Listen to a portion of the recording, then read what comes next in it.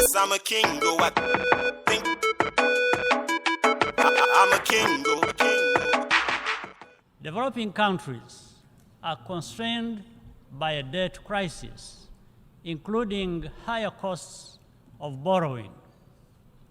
This is causing economic disparities to widen and slowing down our collective progress towards the sustainable development goals.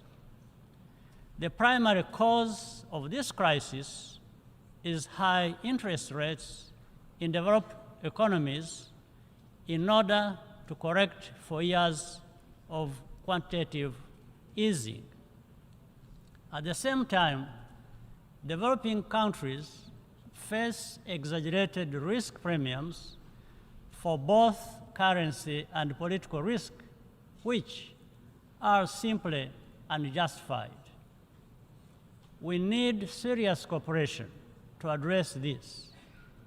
In developing countries, we also have a responsibility to be accountable for the quality of our financial governance and the management of our natural resources.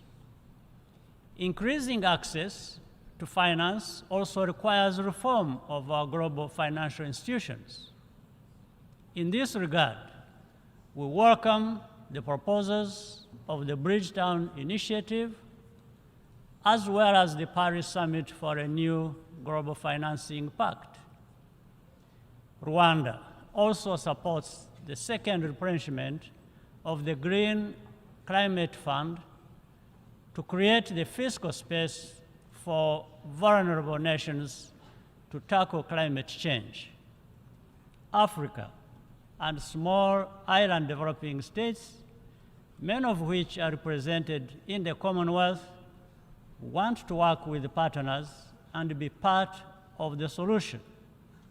That is an important outcome of the recent African Climate Summit held in Nairobi under the leadership of President William Ruto. However, we must not only cool down on climate, we must also cool down on conflict. Today, there is no sign of ongoing conflicts ending anytime soon. We do not even see hope from those with the most influence that an end is in sight.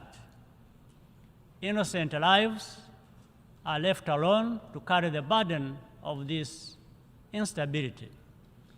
That is a profound injustice. The migration crisis is a case in point.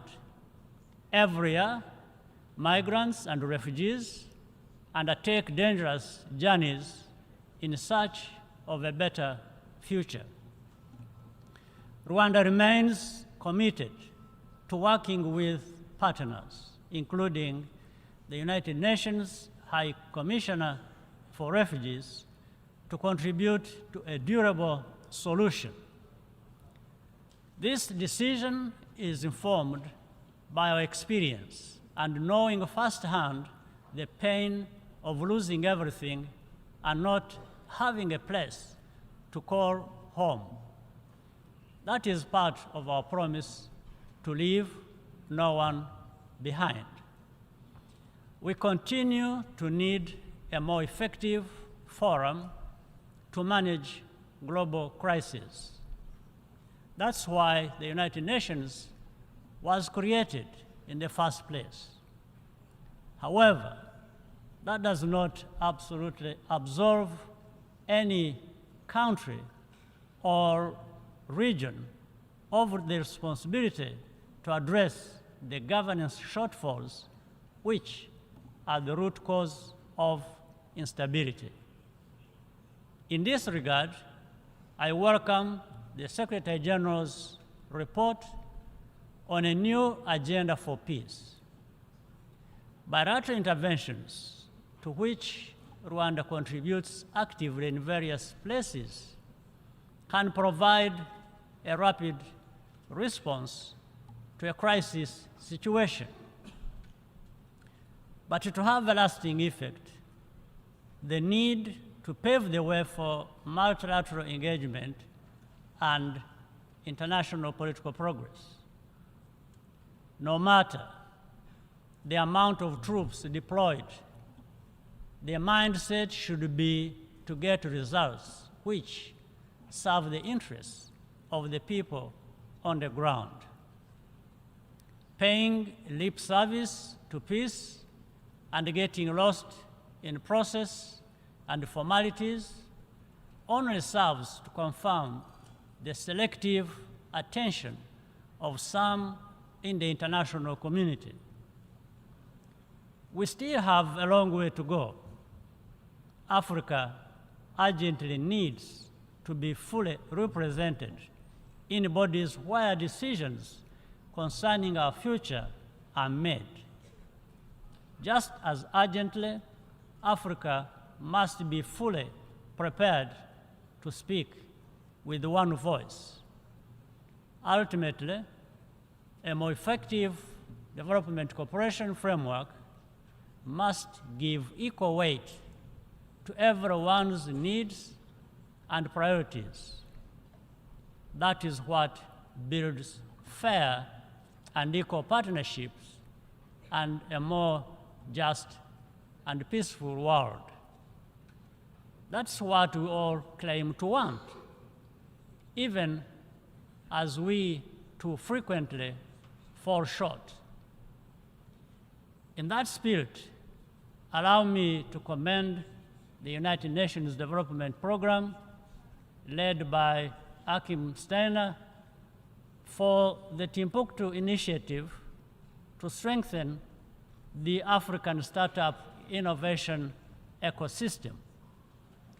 This week, the International Telecommunications Union, led by Doreen Bodan Martin, together with UNDP, unveiled a major new initiative on inclusive digital public infrastructure. Rwanda is very happy to be associated with these efforts, which show the United Nations at its best.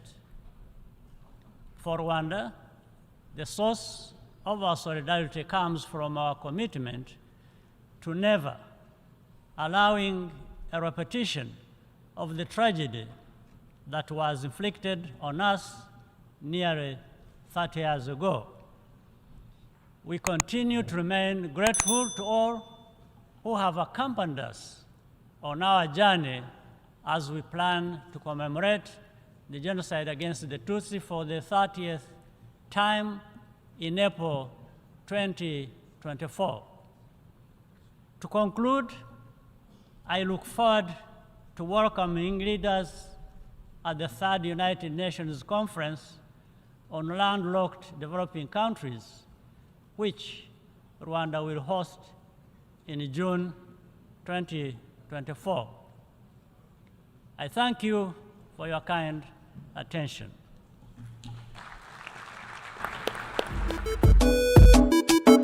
I'm a king, yes, I'm a king, I think I'm a king,